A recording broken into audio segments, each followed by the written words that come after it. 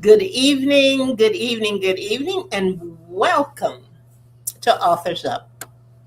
It is 7 p.m. Actually, it's a little bit after 7 in the evening. And what does that mean, Ruth? What does that mean? It's time for Authors Up, of course. It's a Of place to course. be on Sunday night.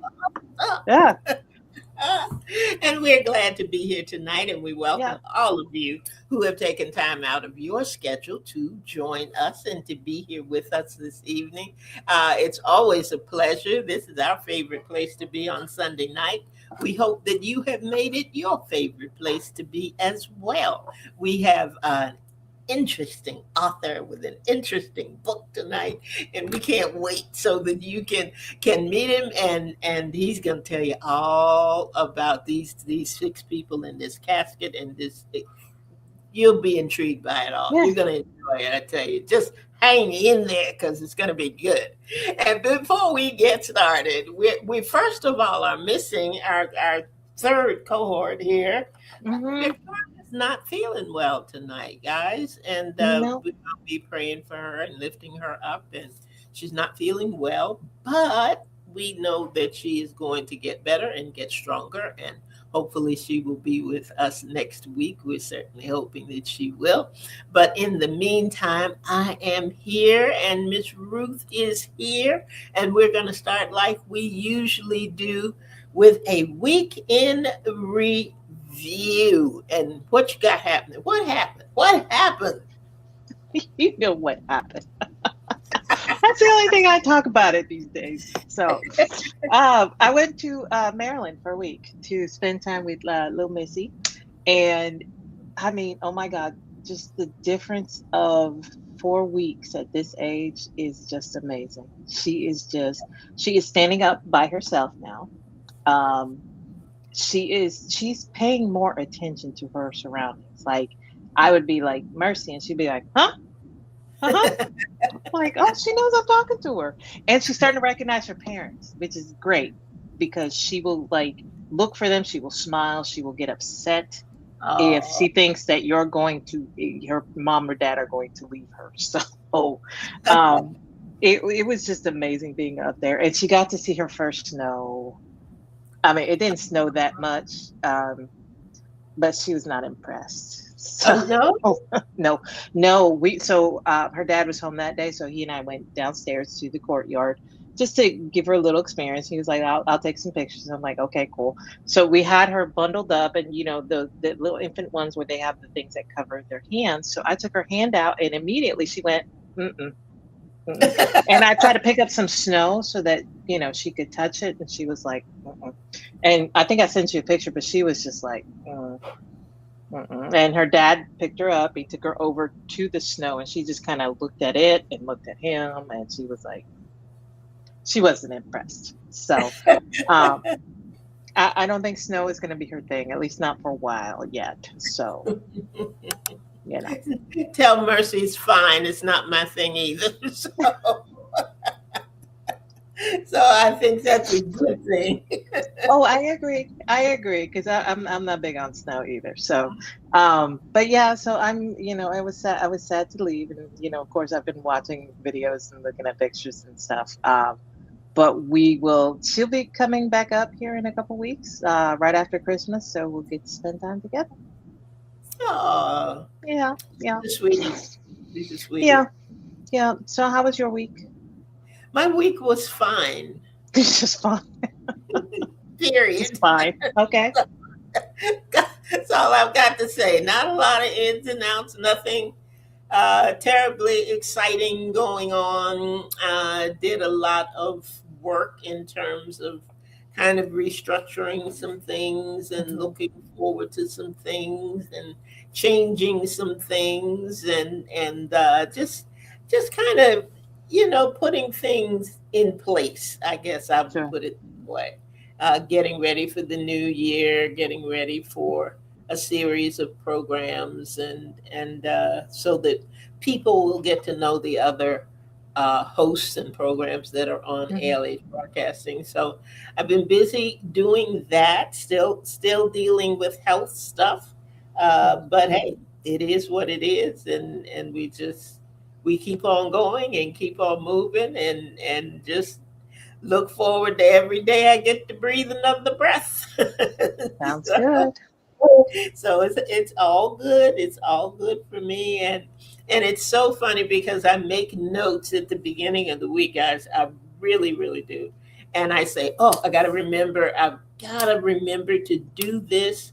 On our weekend review and let people know how this is going on and what's happening and by the time Sunday comes, I'm like, Ruth, did I tell you what was happening? Because I You gotta, totally forgot. I don't know what I was going to tell the people, but know that it was good. Know that I am grateful. Just getting ready for the holiday. hmm I remember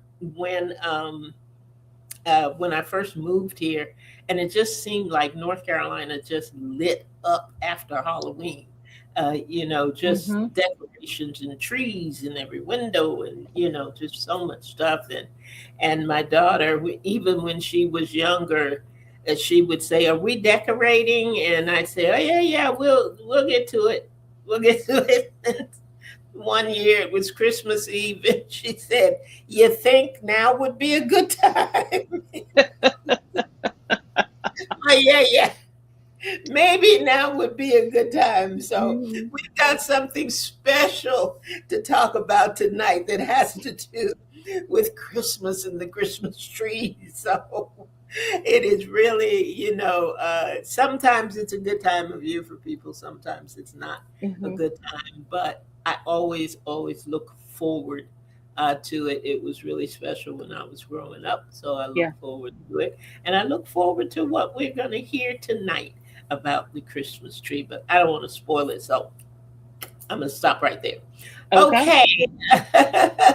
I'm going to turn it back over to you, Miss Ruth, because you have information about our guest tonight. So give us a little bit about his bio. Absolutely. So tonight we have Bill Holzman. He is a writer, ritual designer, and former educator whose work explores identity, belonging, and personal agency.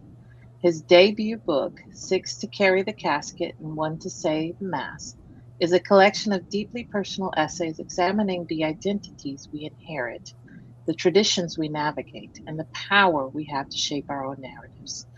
Through reflections on family, Catholicism, and queer identity, Holzman offers a nuanced exploration of what it means to carve out space for oneself in a world that often seeks to define us.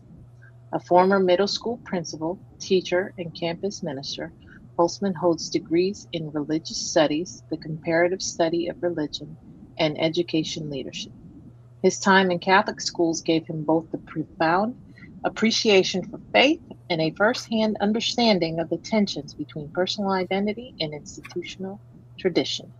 His writing is informed by this background as well as his deep love for pop culture, where figures like Madonna and the Golden Girls, both very good figures, helped him see himself long before the world was ready to. Holzman now lives in Seattle with his husband Jonathan, where he continues to write, design rituals, and lead meaningful conversations about identity, faith, and belonging.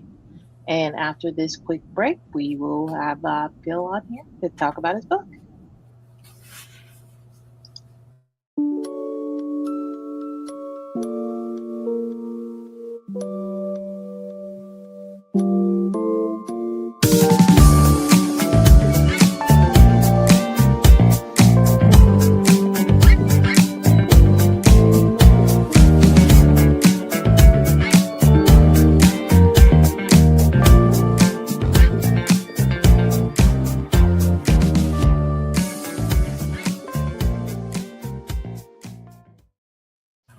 Bill. Welcome, Welcome to the Bill. show. Welcome. Hi, Ruth. Hi, Andrea. Glad to have you. Absolutely. We're so happy to have you on the show. No place I'd rather be on a Sunday evening. Well, You there got it. you go. You got it. Okay, I'm going to shuffle us around here a little bit. And Bill, why don't you tell us about your book? Sure. Six to Carry the Casket and One to Say the Mass is a collection of essays about identity. I've divided the book into three parts. The first part is called Origins, and it's mostly essays, stories about my earliest formative experiences and relationships, a lot about my family, a lot about growing up in the world in which I grew up, growing up queer in a very Irish Catholic household. And then the second part I call Tradition, and it's essays about what did I do with that identity or those identities that were given to me, and what did I do to reshape myself or reshape the world around me. The third part is a little bit different. I call it Pride, and each essay uplifts or reflects on or celebrates a person or an experience, like a movie or a book or a place that was really important for me in forming my own queer identity. You know, as you said in your lovely introduction of me, pop culture plays very large in my life because that's where I first started to see little glimpses of myself when I didn't have language or vocabulary to understand, who I was or what direction I wanted to go.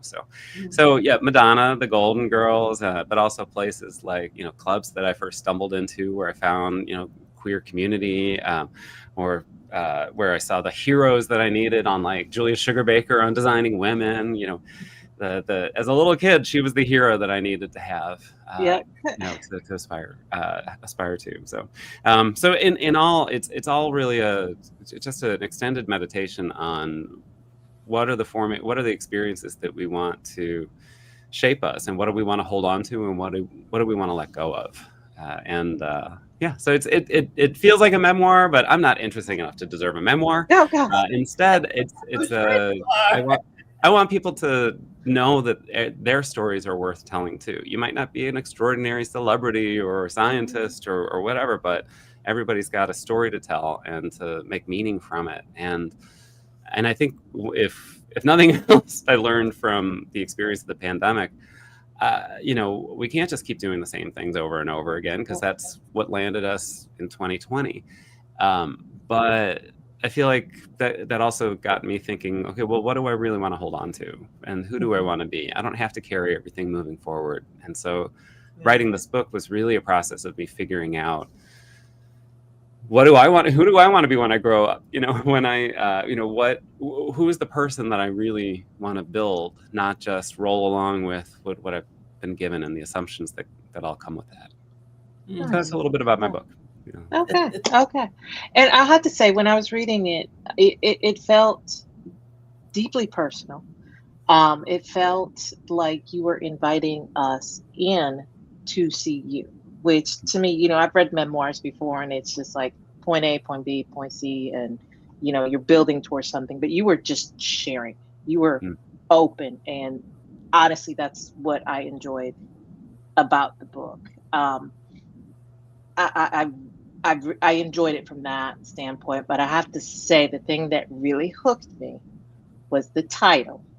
So when your PR person sent it to me, I was like, okay, oh no, I need to know more about the title. 6 to Carry the Casket and 1 to Say the Mass. So tell us about that. It's funny. After the book was released this summer and it went up on Amazon, if you go up onto Amazon or bookshop.org or any of those platforms, and you plug in a title and it comes up, and you might be interested in these other things. All the other books were about funerals and grief, and like, no, that's not what the book's about. So the title 6 to Carry the Casket and 1 to Say the Mass is something my mom used to say a lot, and I wrote an essay about her that ends the first section about our relationship, and I use that same title, 6 to Carry the Casket and 1 to Say the Mass. On one hand, it nods toward like one of the first identities that was handed to me, but it also as a really quick insight into my mom. You know, my mom is throughout the book. I mean, really, even when she's not on the page, she's in between the lines. And so that essay in particular, I wanted to focus not on her chronology or not her, like, here's her life story. Instead, I wanted to think about her famous phrases. You know, she was very pithy, and she was very witty, and she was dry, and she was very insightful, and she would come up with these little witticisms that would stop people in their tracks trying to figure out, like, what did she just say? You know, if two people were having an argument and she could see that they were really on the same page, she'd just stop and say, well, semantics is the problem with the world today. And everyone would stop and be like, what is semantics? She had 10 children. I'm the youngest of 10. And when people were always astounded, you know, when you meet somebody who's got that many children, and she'd get weird questions and be like, oh my gosh, 10 children. And she'd say, well, they're from my husband's first marriage. And that would stop people and be like, wait, aren't you your husband's first marriage? But by the time they got there, she was already on to a new topic, right? And in our family, there were 7 brothers and 3 sisters. And so people would be like, 7 boys? How did you do that? And she would just say, well, God gave me 7 sons for a reason. 6 to carry the casket and 1 to say the mass. So it's a real quick insight into, like, oh, this is an Irish Catholic for sure, right? You know, I joke that she prepared us for her death from the moment that we were born. You know, if you ever gave her a gift, she would, before she could finish saying thank you, like, your name was written on the bottom of it with a Sharpie. I keep this little vase on my desk that I think I gave my mom when I was like 14. And yeah, there's my name underneath. Because happy birthday, Mom, here's a present. They're like, oh, thank you. And then she puts it there. Now, if anybody ever came to the house and saw that, they'd be like, what? Why? My mom would always explain, well, I don't want these kids fighting over things when I'm dead. Like, happy birthday, and thank you for reminding us of your imminent funeral.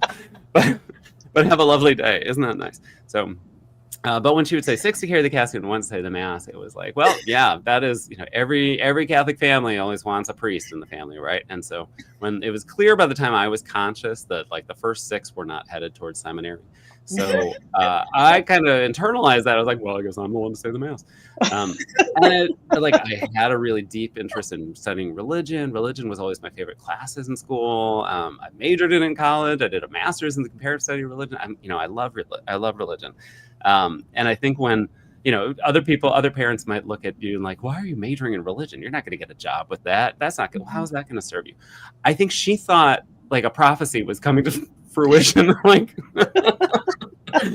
like, you know, it's happening. I'm going to get the priest. Here comes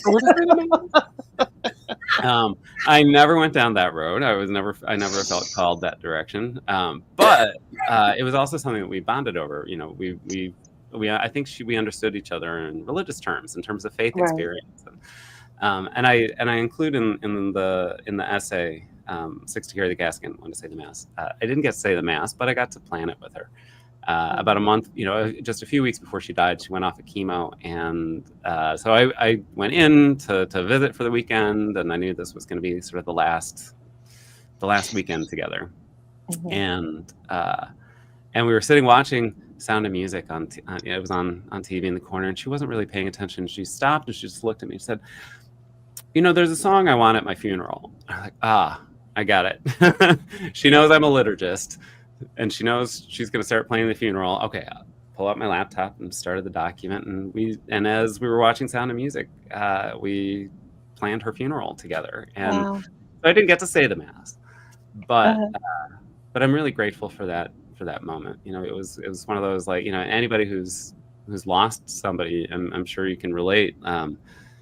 There are moments that really stand out. It's not something you ever wanted, but what a beautiful gift, you know. And that was one of those moments that I didn't want to have to sit there and plan my mom's funeral, and yet it was such a beautiful gift because it gave us really time to just sit. And it was astounding. It was like her last lesson for me, and it was you know, she was able to communicate what she wanted people to think about at her funeral. She knew it wasn't about, you know, her, but this was her last chance to communicate what was important to her and what she wanted people to experience. And that was a really beautiful lesson.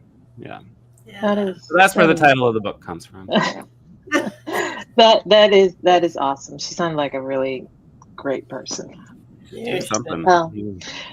What inspired what made you decide to finally say, I need to write this book? I never actually said I need to write a book. But you It, did. it grabbed. It happened. It happened. No, Right. you know, after my mom died, I had just started my job as a middle school principal, and it was the hardest job I was ever going to have. And I was so excited. I'd been working for years toward this leadership role, and she died 2 days before the start of school that year. Oh wow. And so I never really got my feet on the ground, and so it was a hard job, and I was grieving, but it was, that was life. It was hard. I was working through it. Second year, I thought, okay, this is the year I'm going to get my feet on the ground. And then my sister died very suddenly, right before the start of the school year. And my dad had already been declining after a couple of strokes, and so and he died a few months after my sister. So it just, here I am. I'm alone in the Northwest. All my people are in the Midwest and on the East Coast. And I've lost 3 people in 16 months or 15 months, and I'm doing the hardest job I've ever had, and I completely burned out. So I decided to take time off. I stepped away from education. I gave myself 1 year to be well, to heal, to recover, and figure out what I wanted to do next and what I was ready for.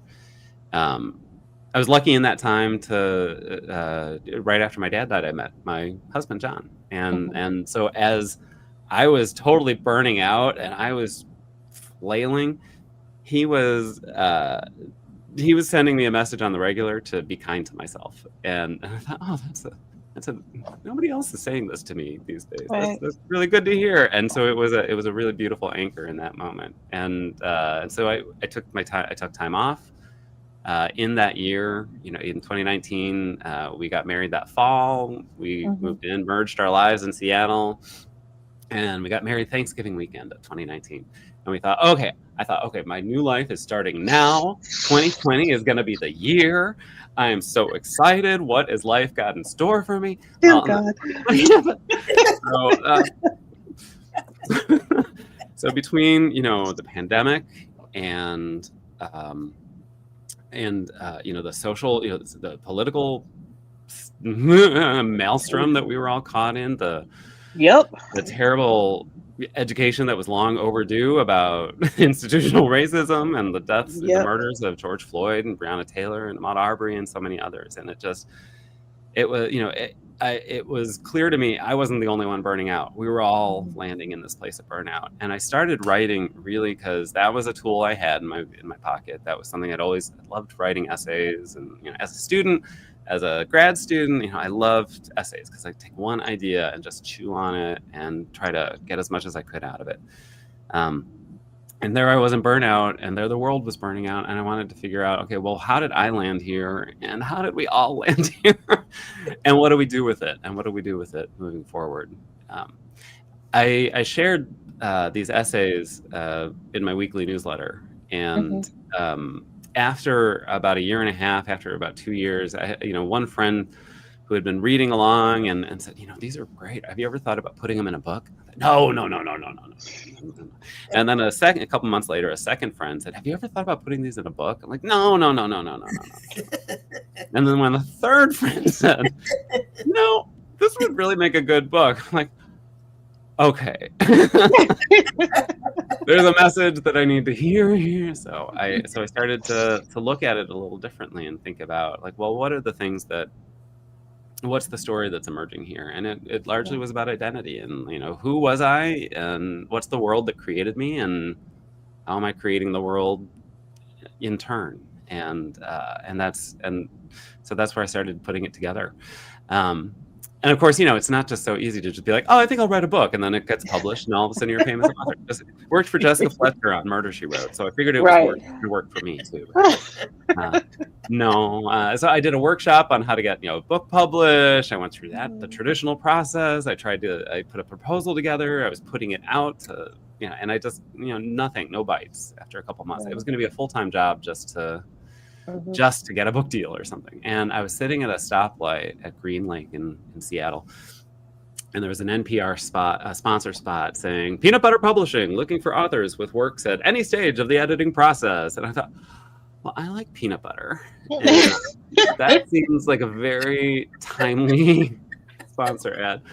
So I shot him an email, and then within 12 hours, I think I got a call, and then the process started rolling, Wow. and it was a really, and it was then, the whole the whole process had been really solitary up to that point, and then I got to work with an editor, and I got to work with Mhm. a design team, and with the the services that the publisher was able to give me, and it was a really cool process, because then I could step back from the essays, and I could see them differently, and I could be and I was continuing to learn more. Like, oh, this is who I am. Oh, yeah, yeah, okay, yeah. So it's like, even though you hit send on the manuscript, and then it comes back to you with some feedback, and I'm like, oh, I've never thought about Mhm. myself in this way. So it was a really interesting process. It was really cool. That is neat. That is neat. I have to ask. So before I turn you over to Andrea, you started off by talking about the identities that were given to me or to you, and I- that just kind of struck me because oftentimes we don't think about that. We think about that. We kind of accept that that's who we are. We accept that, whatever our mom said, whatever our grandma said, Mm. whatever it was. So, you know, one of the things that struck me, one of the essays you talked about, people would ask you what you do, but they never would say, tell me more. Mm. Um, that again, those are, I kind of went through your book picking up phrases and things like that. So tell us a little bit more about, how you came to, the identity that you are now, the identities that you were versus the identities you were given, and how that process molded who you are basically as Bill, but also as the author, and now, what you're putting out there with this book, if that makes Um, sense. Gosh, yeah, that's a great question. Thank you. That I mean, really, that essay about religion, especially because I'm a gay man who loves religion, and I was basically a Mhm. professional Catholic for a long time, and I would get the reactions like, "How can you still be Catholic?" Or like, "How can you be a gay Catholic? That doesn't make any sense." I'm like, it makes perfect sense to me, and that's Mhm. because people project identities onto you. They project so many assumptions Mhm. onto you, right? um, I think I think a lot of us are given identities, and we think of it as some sort of a fixed thing. It's like a mask we put on, or it's a robe that we wear, that we then are, it's a fixed thing, though. It's static, and if Mhm. somehow changing that identity or leaving that identity is really scary. It's really threatening, because you don't know what other changes, what security are you leaving behind when you step away from an identity.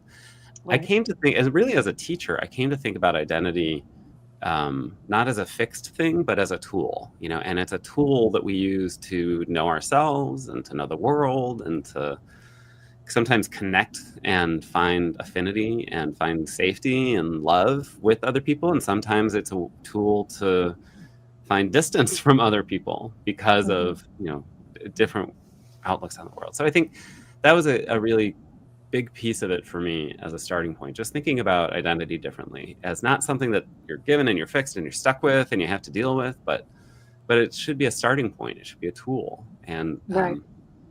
I grew up in a very affluent suburb, and it was a very, very white world, and very cisgender, and very heteronormative, and very Christian.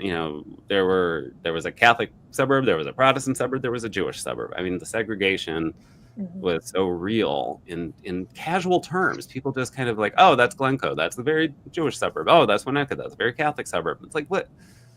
So that's the world I grew up in these kind of these fixed borders. Um, and the further I got from that world, the better I felt about who I was, and Right. who I was in the world.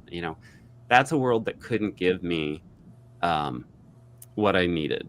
And that world doesn't care, because, without me, that world is going to keep going. The rich white suburban world is going to keep going, whether or not, I'm there, or, uh, but I needed to do something different. It wasn't me. It Mhm. wasn't right. And And it was a struggle, I think for anybody who's coming out, coming to know their sexual identity or coming to know their gender identity, or when they find themselves, they understand what their cultural, religious, ethnic identity means to them.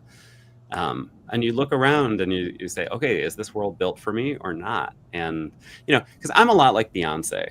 And when Break My Soul came out a couple years ago, it was an instant anthem for me, because it was like, yes, this is a song about trying to not just survive, but thrive in a world that isn't built for you.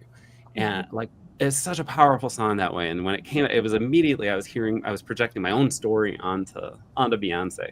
So I mean, we're both Virgos, but we both felt committed to like not letting our souls get broken. And really, that in burnout, I felt like that was the next thing to go. That was the last thing left. My soul was the only thing left that wasn't broken, and yet I had to be able to. The way forward wasn't trying to reassemble the pieces that had fallen apart, but the way forward was figuring out, well, what pieces do I need to hold on to, and maybe we can build something new. So I think of like life moving forward. It's not moving. I think once upon a time, I projected an ideal and I wanted to pursue it. I think that's we're trained to do that, right? We're cultivated to do that. That landed me in places where I shouldn't have been. And so instead I've sort of reversed the perspective. Instead of setting an ideal out there, it's okay, well, what are the choices that I have today, and how do I make those choices?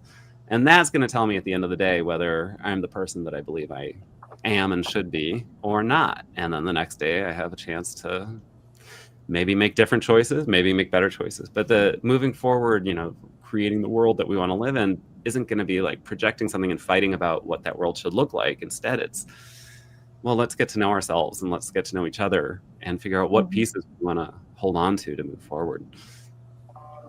Early in the pandemic, an author, Arundhati Roy, an Indian author, she wrote The God of Small Things, always been one of my favorites. And she wrote an essay in April 2020 called The Pandemic is a Portal. And she looked at the pandemic. I mean, this was a month into the pandemic. And she had this vision of, in the past, when pandemics hit, it's not just a disaster. It's also a time when things change dramatically, And so she she said, let's go through this with the sense of, we have a portal ahead of us. Now we can drag all of the choices that we've made, or we can leave some of that behind and start fresh with what's good. And I took that very personally. I didn't just take that on a kind of metapolitical or geopolitical scale, but like me personally, well, okay, I've got a lot of time on my hands right now. What am I going to do with it? Yeah. And that was where I started to really feel like, okay, you know what? Yeah, the Catholic identity has always been really strong for me. I still identify as Catholic, though I'm not practicing, but you can read more about the book as to why. But I still identify as it, but it's up to me to figure out what does that mean for me, and how does that guide me.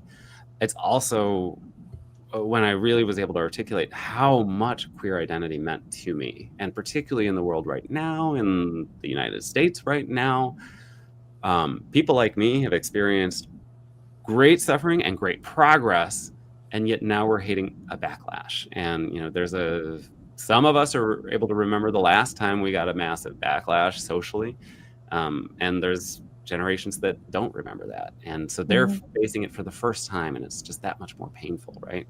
But for me, it's all that work of identity, of figuring out, okay, well, that queer identity is so important to me right now. I'm just going to queer up everything I can. I am not going to try to blend in and try to go heteronormative. I'd rather stand out instead of just, roll with the tide, All right. I hope that answered your question. You did. Yes, you did. Thank you. Thank you for that. All right, Andrea, what do you got? I really want Bill to read something from his book. We talked about this before we got on the air, and there is something that he has chosen, that he has selected to share with us. But before he does that, Bill, I just want to say that one of the things that we say here all the time is that everybody has a story. It just depends on whether or not they want to share it. And And I don't know how often you have the opportunity to read, to go out to do readings, to do book signings and things with that. But there's something I hope you do. If you're not doing it right now, I hope it is something that a door will open for you to do that, because there is something in the way that you tell your story, and I'm sure we're going to hear it, and we're going to pick it up in this bit that you're going to do about the Christmas tree. But we talk about it a lot. There's something about the author's voice Mm. and the author's expression, and some of the things that you said that I read didn't sound nearly as good as when you said it.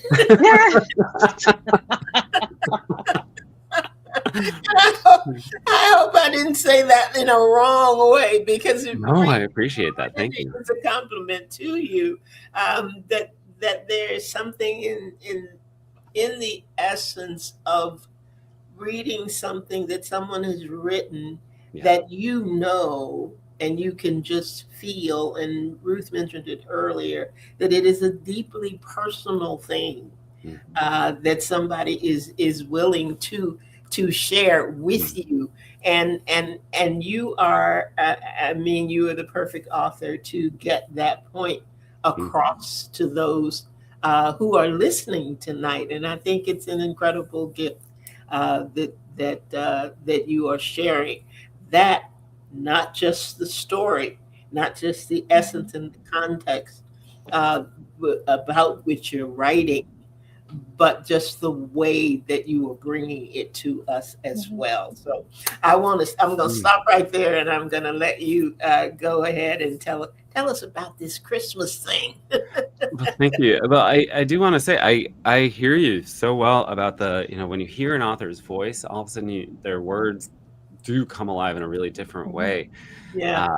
I've been my whole life, I feel like I've been a fan of David Sedaris, and there was all I had to do was hear one. He very famously got his big break reading another Christmas story, the Santaland Diaries on This American Life, and all you had to do is hear him read one essay, and then you have his voice throughout the rest of it. And so I totally appreciate that, and in my head I was like, oh my gosh, this is just like David Sedaris. And then I was like, no, stop comparing yourself to David Sedaris.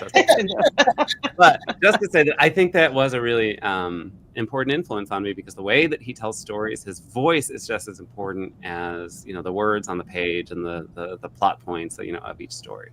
So I think I really internalized that. I hope I internalized that from him. Yes. But I also learned as a teacher, how you tell the story is just as important. Yes. How to catch people's attention, how to hold their attention, what words to really push forward. So yeah. Anyway, so the essay that I'm going to be reading from is called "How to Put Up a Christmas Tree," and it was inspired by when my husband and I bought a new tree, and we were going through the process of getting rid of the old tree, and here we've got this bougie new tree that's very exciting. And I love ritual, and I love religion, and Christmas was always one of my favorite times of the year, because the way that my mom would take out ornaments and lay them out, and and every time you put up an ornament, the story would come with it. And it's always struck me that putting up a Christmas tree it's not just decoration. It's not an accessory for your living room. You're telling a story. It's a different kind of storytelling. You're reassembling your history, and why have you held on to these things? They must mean something to you. So put it all up there, and it tells a story. But it's also not always happy stories. I really appreciated what you said, Andrea, at the beginning of the episode about this is a hard time for a lot of people. The holidays are not bright and cheery and merry for a lot of people. But for me, the holiday isn't supposed to be happy. It's just a time of intense authenticity. And that means recognizing, the good stuff and the hard stuff that are driving us or pulling us back every day. So this is the essay. As I started writing it, I was struggling because it's kind of stream of consciousness, because I wanted to capture that, when you're looking at the tree and going through that process, there's so much that swirls. It's not a linear thing. There's so many feelings and so many memories and so many stories that come to the surface. But I'm a Virgo, and I live with OCD, and so I had to try to impose some sort of order around it. So it's how to put up a Christmas tree in 5 easy steps. The first step is identify and prepare the ideal spot. And throughout this, it's things that I tell, make passing references to, family history, family Christmases, old, family dynamics, personal stories. And then it kind of builds up. So first one, identify and prepare the ideal spot. Step 2, pick a theme to inspire your tree. The theme is Christmas. Don't overthink it. Step 3, deliver the tree and its decoration. Doesn't that drive you crazy when people are like, oh, we're doing like a mauve tree? It's like, you don't have, it's Christmas. Done. Okay. Number 4, decorate the tree. And number 5, and this is the part I'll read. This is the end of the essay. Number 5, bask in the glow. It's best to decorate your tree in late afternoon so you can immediately enjoy its warm lights in a darkened room. Accompany your basking with playlists of holiday music, but avoid artists like Wham, Mariah Carey, and Jose Feliciano. You will hear them plenty in the coming weeks. Instead, focus on playlists that include music from A Charlie Brown Christmas and Ella Fitzgerald. If a recording of Ave Maria comes up, especially if it's by Harry Connick Jr. or Beyonce, immediately switch to a different playlist or throw the speaker out of the closest window, whichever is more dramatic. Instrumental holiday jazz will enhance your emotional engagement with the tree and make you think about your featured solos in your college choir's holiday concerts, or about one particular song that was part of the show each year that always made you weep. It will also trigger memories of past Christmases with your parents, though they've been dead for many years, like the time your mother requested a roving quartet to sing Silent Night in the original German, and they did. Or the time you volunteered to bring a bûche de Noël for your 8th grade French class holiday party, but you came down with chickenpox and your mom made the whole thing by herself, though you never said it had to be homemade, and delivered it to school the day of the party you were missing. And later that day, your French teacher stopped by with a piece of cake for you, the moment that sealed her spot as the favorite among your teachers. And how your mom told the story for the next 30 years about how she was so put out because you volunteered her to make a bûche de Noël. Or the Christmas Eve when your cousins didn't show up and nobody understood why. But for the next 10 years, your mom and aunt didn't talk to each other until suddenly they did again. The Christmas Eve where you saw your mom cry for the first time and inhaled Chardonnay with her breath when you kissed her on the cheek to say goodnight. Or about the time you were 14 and so depressed and no one knew why, or even that you were depressed, and you burst into tears and went outside and sat behind a statue, and your older siblings eventually came outside to have a drink and didn't know you were there, and you heard them talking about you and mocking you and calling you a scaredy cat, and you feeling so hurt, even though it was a comically vapid insult.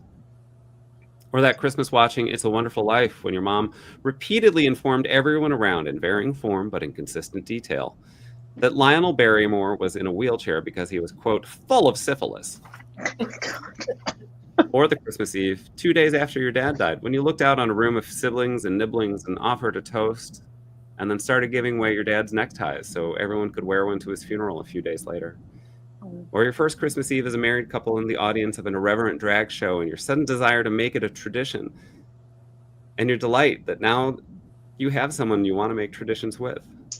Or the next year, 9 months into quarantine, and when you found yourself warm and safe and happy in the glow of a beautiful, if bougie and overpriced, tree. Husband on one side, rat terrier on the other. Pro tip: if you do it right, even if a bûche de Noël and a rat terrier are not part of your story, all of your memories will come to the surface. Some are happy, some are not, but it's all good. Just let its branches shelter and hide the rough patches, and let the lights shine on the rest. Love it. Absolutely love it. Thank you so much for listening to that third person who said, you know what? Just maybe you need to put this in the book. I'm so glad that you did, and so glad that you stopped by to share it with us tonight, Bill. Really, really appreciate it. I'm going to say what Victoria says, and she only says it if she means it. And we mean it tonight. Get the book. Everybody out there who's listening, who's had a chance to hear Bill, get the book, because Yeah. now that you've heard his voice a little bit, it's going to take on a different meaning for you, and you don't want to miss that. Bill, if they want to get in touch with you, how would they do it? I think you had given us it's your website. Yeah, my website is billhulsman.com, and information. Most of the website is about my ritual design practice, but all the information about the book and where you can find it linked on Pathway and Bookshop.org and Allstora and Barnes and Noble and Amazon and all those. Okay. But all the links are there and all the information's there. Okay. And I'm also on Instagram as Bill Husleman Rituals, and so if anybody ever wants to reach out there, connect with me there. And also I post, when I have new essays coming up for my blog or in my newsletter, I usually link them on the Instagram as well. So come find me anywhere. I love connecting with people. I love hearing other people's stories. And like I said, I didn't want this to be about just, me. It's not all about my stories, but I hope, one of the great gifts of writing and publishing this book is that it has opened the door. I do get stories back from people who have read it and that reminds me of the time when, or that reminds me of this challenge that this happened. And it's such a beautiful gift to see that it's sparked some reflection. Mm-hmm. Great. And it tickles me. You say, how can we reach you? And you list 55 things and say, oh, I'm everywhere. Find me anywhere. I'm everywhere. But we thank you again. Thank you so much for being here. For those of you who did not have an opportunity to hear the full broadcast tonight, or who know people who are the next Bill Husleman out there, and somebody's encouraging you, you know what? You need to tell that story. And you say, I heard this guy, but I can't remember what he said. Tune back in on Saturday at 7 p.m. because we will do a replay of this program at that time, and you'll get to enjoy Bill all over again. And that will be a wonderful thing that you don't want to miss. Now, Miss Ruth, are you going to close us out with those notes, those things to note? Sure. Of course. Like Bill, we are also on Instagram, but Facebook, YouTube, and now TikTok. You can find us Authors Up Show, one word. You can also check out our website, authorsupshow.com, learn more about us, learn how to query us, get all our contact information, and how to watch the show. Awesome. Awesome. Bill, I wouldn't be surprised if there are 3 more people out there who wanted to encourage you to write something else. And please keep us informed when you decide to do that. Notice I did not say if, I said when. No pressure. Absolutely no pressure at all. But thank you again for being with us. You've been a wonderful, wonderful guest with a great book that we hope will just be phenomenal out there and help people to understand, it's not just about where you are right now, but it's about discovering that identity for yourself and being able to be seen as the person you were created to be. So thank you so much. Is there any one thing you want to leave our listeners with before we get off the air tonight? Time goes by so fast. Too fast. Well, I want to say thank you to both of you, and I'm sorry that I missed Victoria, but thank you so much for the invitation and for the wonderful conversation. And for everybody who's listening or watching, let me put this out. As we wrap up 2025 and move into 2026, I want to offer a blessing that my favorite from the Jewish Reconstruction poet, Marcia Falk, and her blessing for children, I think works for all of us. So it's be who you are, and may you be blessed in all that you are. So thank you. Nice. I love it. Very nice. Very nice. Well, that's it for us for tonight. Thank you all for joining, and we will be back here next week at 7 p.m. You never, ever, ever, ever know what's going to happen when you tune into Authors Up. So you want to come back because you don't want to miss anything. Okay? All right. Have a good week, everyone. Be blessed, and we'll see you next week, hopefully. Take care, everybody. Good night. Thanks again, Bill. Oh, thank you.